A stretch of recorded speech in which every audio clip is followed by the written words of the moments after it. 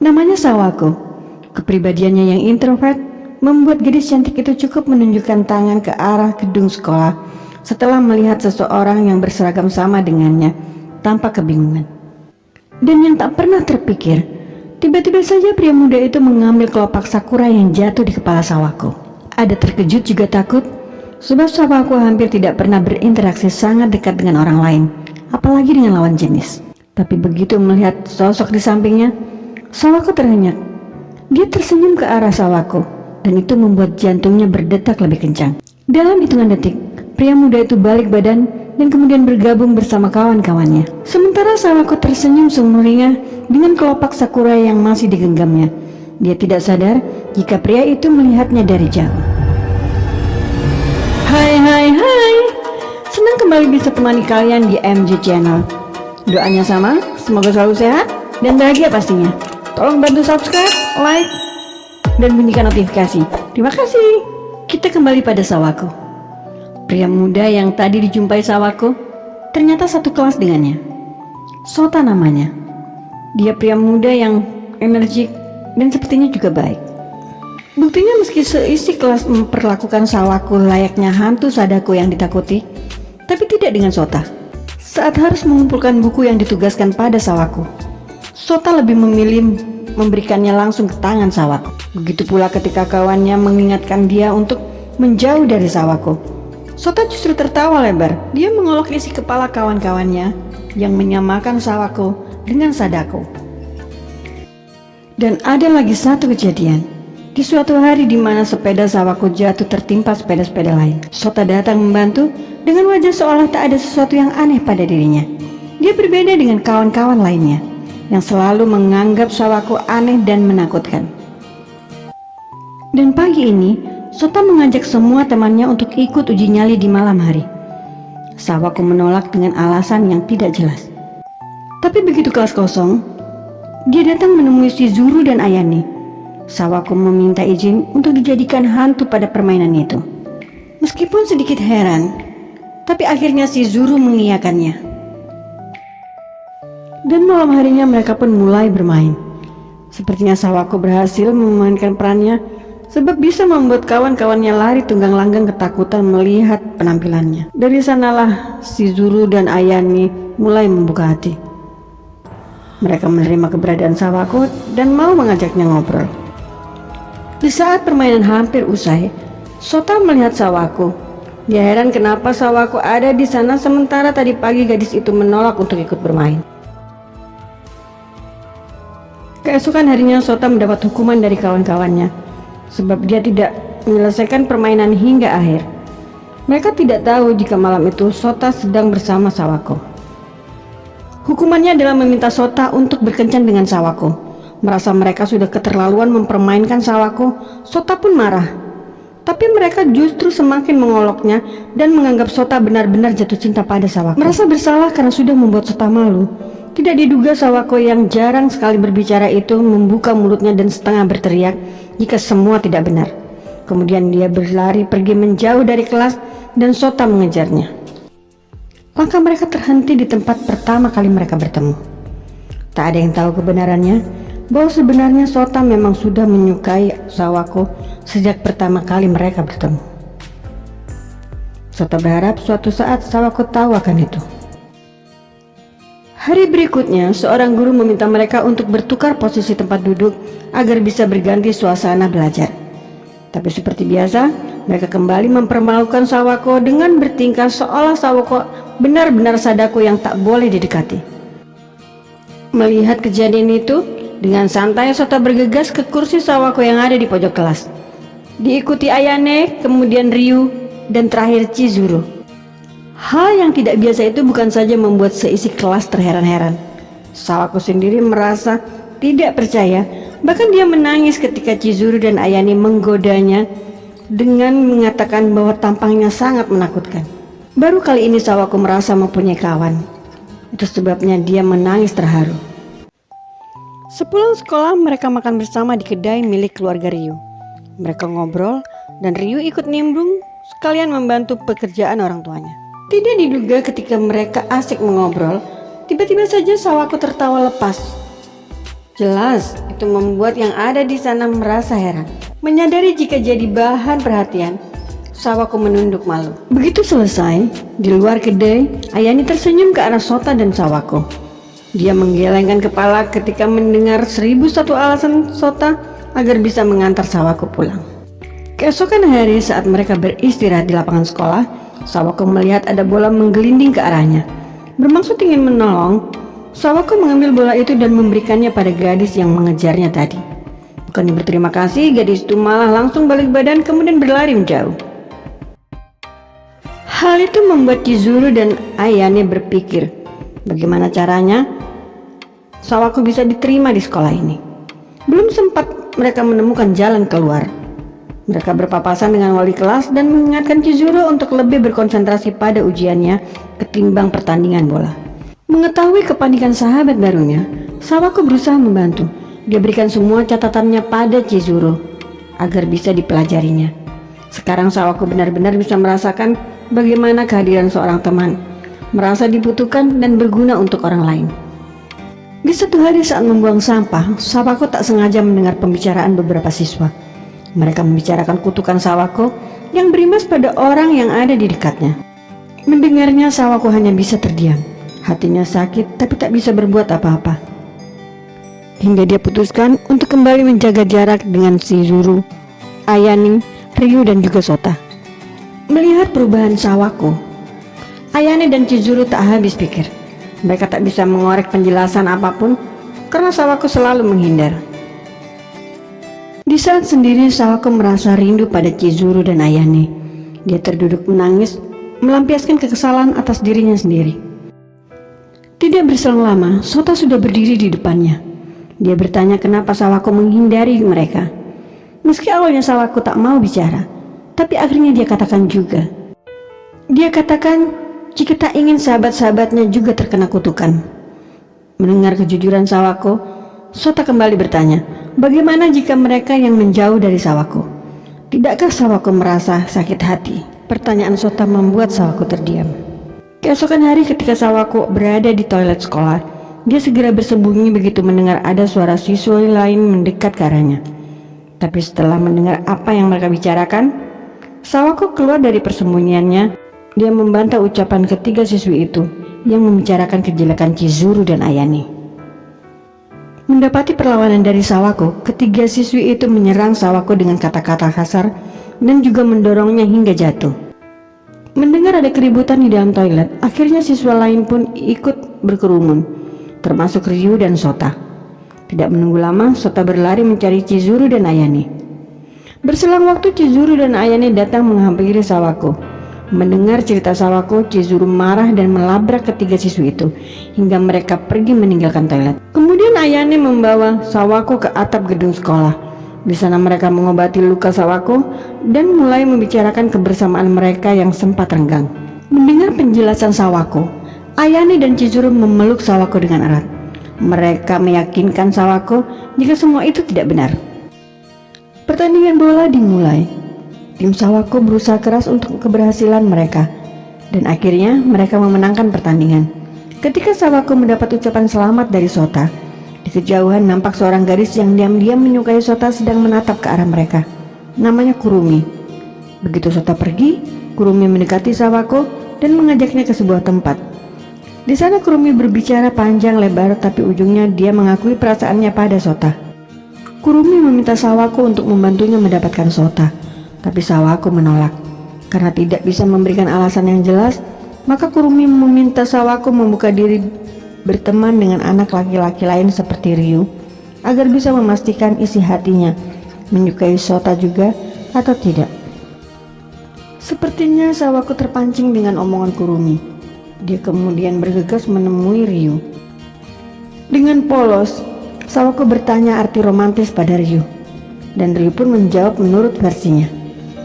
Kemudian Ryu berkata pada Sawako bahwa dia menyukai Chizuru. Mendengarnya Sawako senang sekali.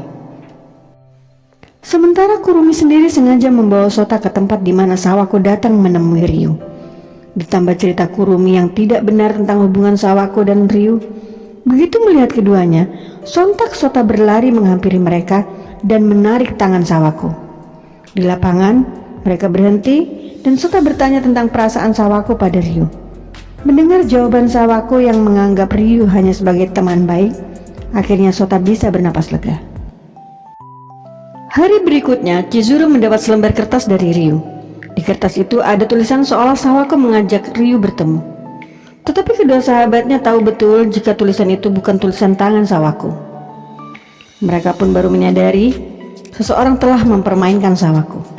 Mengingat pernah melihat Kurumi mengajak Sawako pergi saat pertandingan bola, maka Ayane berinisiatif untuk menemui Kurumi meminta penjelasan. Setelah didesak, Kurumi akhirnya mengakui perbuatannya. Dengan tidak merasa bersalah, dia memberikan alasan kenapa harus membenci Sawako. Melihat tingkah Kurumi yang menyebalkan, maka Ayane dan Chizuru bermaksud untuk mengadukannya pada Sota. Akan tetapi, Sawako mengejar keduanya dan mencegah agar tidak memberitahuannya pada Sota. Dia berpikir jika masalah ini adalah masalahnya sendiri dan dia harus menyelesaikannya.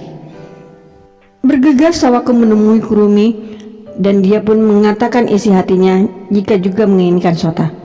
Dari sana kebencian Kurumi semakin besar. Kurumi berbalik badan dan pergi meninggalkan Sawako setelah mencercanya habis-habisan. Terlihat dia sangat kesal pada Sawako. Sota masuk ke dalam kelas menjumpai Kurumi untuk meminta maaf karena sudah meninggalkannya kemarin. Kurumi menggunakan kesempatan itu untuk mengungkapkan isi hatinya. Sayangnya Sota menolak dengan halus. Merasa dipermalukan, Kurumi pun membalas sakit hatinya dengan menyayangkan soal selera Sota yang rendah terhadap lawan jenis. Mendengar itu, Sota hanya diam saja dan tidak menanggapi. Di kantin sekolah, ketika sahabat itu saling bertukar cerita, mereka mulai terbuka soal masalah pribadinya. Seperti Chizuru, yang ternyata menyukai seseorang yang lebih tua darinya dan kini tinggal di luar kota. Mengetahui itu, Sawako terkejut. Dia melihat ke arah Ryu.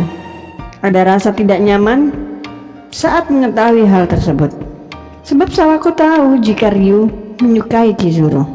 Ketika mereka sudah ada di dalam kelas, Sota memberikan secari kertas pada Sawako.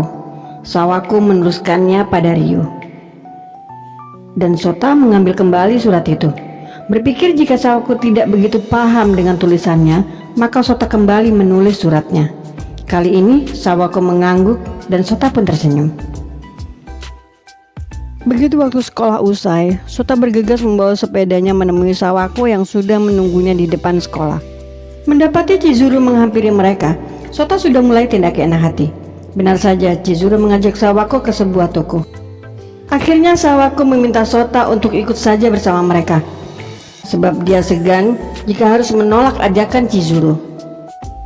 Sesampainya di sebuah toko baju, Chizuru dan Sawako sibuk memilih baju-baju yang mereka sukai. Sementara itu, Sota hanya memperhatikan dari jauh. Merasa tidak ada yang bisa dilakukan, Sota pun pamit untuk pulang terlebih dahulu. Selesai berbelanja, Sawako dan Chizuru pun pulang. Sebelum berpisah, ada yang membuat Sawako sangat terkejut ketika dia mendengar bahwa Chizuru menyukai laki-laki yang tak lain adalah kakak Ryu. Di hari Sawako menemui guru sekolahnya untuk membicarakan maksudnya ikut dalam bis antar jemput milik sekolah. Sawako menuruti permintaan sang ayah, mengingat mulai minggu ini pergantian musim sudah waktunya tiba. Ayahnya tak ingin Sawako menemui kesulitan saat pergi dan pulang sekolah. Sialnya, kartu pelajar Sawako hilang dan dia harus mengurusnya lagi. Kembali ke dalam kelas, Sota temui Sawako dan memintanya untuk ikut dalam sebuah acara. Mendengar itu, Sawako sangat senang. Terlebih Sota bilang dia akan meminta izin pada ayah Sawako. Tiba-tiba saja Chizuru dan Ayane datang bergabung. Bahkan Chizuru berniat untuk ikut meski Ayane melarangnya. Hingga saatnya pun tiba, Sota senang melihat Sawako datang lebih awal. Dia berharap punya kesempatan untuk mengungkapkan isi hatinya. Sepertinya hal tersebut jauh api dari panggang, sebab tidak berselang lama, beberapa kawan Sota datang dan ikut bergabung bersama mereka. Chizuru juga datang menyusul. Bahkan dengan tergesa, dia membawa Sawako pergi dengan alasan Ayane membutuhkan mereka. Setelah bertemu Ayane, ketiganya pun berjalan menuju arah pulang. Di depan kedai Ryu, langkah mereka terhenti ketika melihat Chizuru tiba-tiba saja berlari dan memeluk seseorang. Kemudian seorang wanita menyusul keluar bersama Ryu. Laki-laki itu memperkenalkannya sebagai calon istrinya. Mendengar itu, Chizuru langsung pucat pasi. Dari Ayane lah Sawako tahu jika laki-laki itu adalah kakak Ryu. Di tempat berbeda, Sota berjalan dengan gontai. Dia sangat kesal karena semua yang direncanakan hancur berantakan. Satu hari kemudian, Sota melihat Sawako sedang menunggu bis. Tidak ingin membuang waktu lagi, dia langsung mengungkapkan isi hatinya. Sawako nampak bingung dan tak mampu berucap. Demikian pula ketika Sota menyodorkan tiket dan meminta Sawako datang bersamanya. Sawako tetap terdiam hingga bis datang dan dia masuk ke dalamnya. Hanya kata maaf yang keluar dari mulut Sawako sebab dia sendiri masih bingung dengan perasaannya. Namun tidak demikian dengan kabar yang beredar di antara teman-teman mereka. Hal itulah yang membuat Chizuru dan Ayane datang menemui Sawako. Mereka meminta penjelasan kenapa Sawako menolak kehadiran Sota. Sawako kembali bingung. Pada sahabatnya dia utarakan semua kebimbangan yang ada dalam hatinya. Dia akui juga menyukai Sota, tapi dia tidak ingin membuatnya susah. Mendengar penjelasan Sawako, sampai-sampai Chizuru kesal sekali karena Sawako selalu mengabaikan dirinya sendiri. Akhirnya Chizuru dan Ayane meyakinkan Sawako untuk bisa berkata jujur dan berhenti merendahkan diri sendiri. Mereka juga katakan jika Sota menunggu Sawako di pesta Natal nanti. Dan malam itu, Chizuru juga Ayane berharap-harap cemas menunggu kedatangan Sawako. Sota sendiri sudah tak ada harapan karena peristiwa kemarin dia anggap sebagai penolakan dari Sawako. Pikirannya tidak tenang, bahkan saat Kurumi menyapa, Sota tak mengindahkannya. Di saat hendak berlalu, wali kelas memanggil Sota dan memberikan buku siswa milik Sawako yang di dalamnya ada beberapa barang kecil, seperti kelopak bunga sakura dan kartu pelajar yang saat itu sempat dibutuhkan. Sementara Sawako sendiri menemui ibunya menonton pertunjukan sang ayah. Melihat putrinya murung, ibu Sawako memberinya semangat untuk melakukan apapun sesuai kata hati. Dari sanalah kemudian Sawako memberanikan diri menghampiri kamar khusus para pengisi acara yang ada di belakang panggung. Sawako bermaksud menemui ayahnya. Tak disangka ayahnya justru berada di belakang dia. Sepertinya sang ayah sudah tahu kondisi anaknya. Setelah memberikan wejangan, dia izinkan Sawako untuk menemui seseorang yang disukainya. Mendengar sang ayah memberinya izin, Sawako langsung bergegas ke tempat acara. Rasa senang dan haru bercampur aduk dalam hatinya. Begitu melihat kedatangan sahabatnya, Chizuru dan Ayane langsung memberitahu di mana keberadaan Sota. Kemudian Sawako berlari ke tempat yang Chizuru katakan tadi. Sesampainya di sana dia sangat kecewa sebab Sota tak nampak. Gadis itu terus berkeliling mencari hingga bertemu Kurumi. Dengan petunjuk dari Kurumi, kembali Sawako berlari, tapi kali ini tujuannya ke arah taman. Dan hasilnya sama, Sota tak ada di sana. Di antara kelelahan dan putus asa, Sawako terduduk lemas. Dia menyesali semua kebodohannya yang sudah sempat mengabaikan Sota. Sementara di tempat berbeda, Sota justru mengingat Sawako dan semua kenangannya. Dia membuka kembali titipan wali kelas dan mendapati kelopak bunga sakura ada di dalamnya. Kembali pada Sawako. Saat melihat kembang api sudah dilepas ke arah langit, Sawako memutuskan pulang. Tak ada lagi harapan. Namun ketika berjalan pelan, Sawako terkesiap melihat Sota berdiri di kejauhan. Segera Sawako berlari mendekat. Dia tak lagi ragu mengungkapkan isi hatinya. Mendengar itu Sota sangat gembira. Dia kembalikan barang milik Sawako setelah memastikan kelopak sakura masih ada di tempatnya. Sawako pun tersenyum ke arah Sota. Sekarang mereka benar-benar sangat bahagia, merasa lega karena tak ada lagi yang disembunyikan. Yang tidak diperhatikan, sebenarnya saat ini mereka berada di tempat yang sama ketika pertama kali bertemu.